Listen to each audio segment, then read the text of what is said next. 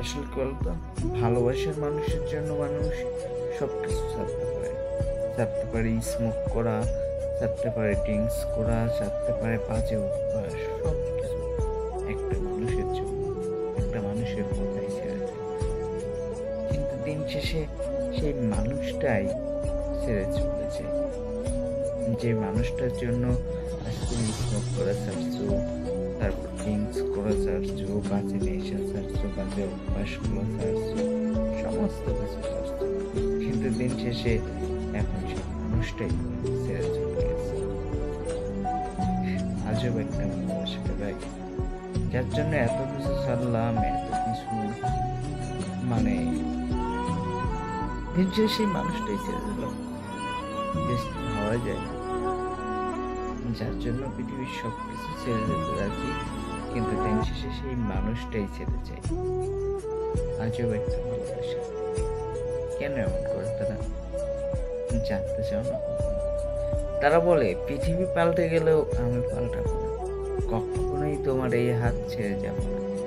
কিন্তু ওই মানুষটাই না সবার আগে হাতটি ছেড়ে দেয়, এই মানুষটাই সবার আগে চলে যায়।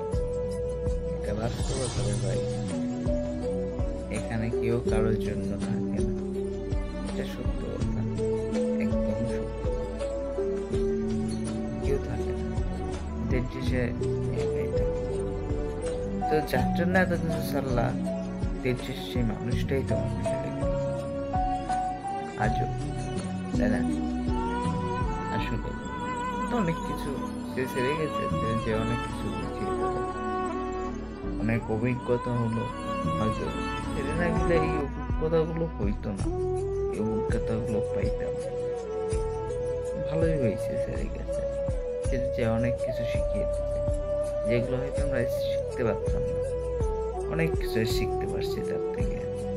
যে ছেড়ে না গেলে বুঝতাম না ভালোবাসা কি, ভালোবাসার মূল্য কতটা, কষ্ট কি, ভালোবাসলে কেমন অনুভূতি হয়, ছেড়ে যাওয়ার অনুভূতি কেমন, সবকিছু শিখিয়ে দিল। ছেড়ে থাকতে পারবো কিনা সবকিছু বুঝিয়ে দিল। যে না, একজন ছেড়ে গেলেও থাকা যায়, হয়তো কষ্ট হয়, মানুষ বেঁচে থাকতে পারে, হয়তো চিন্তা লাশে বেঁচে থাকে, কিন্তু তারা বেঁচে থাকতে শিখে একটা মানুষ ছেড়ে গেলে বেঁচে থাকে।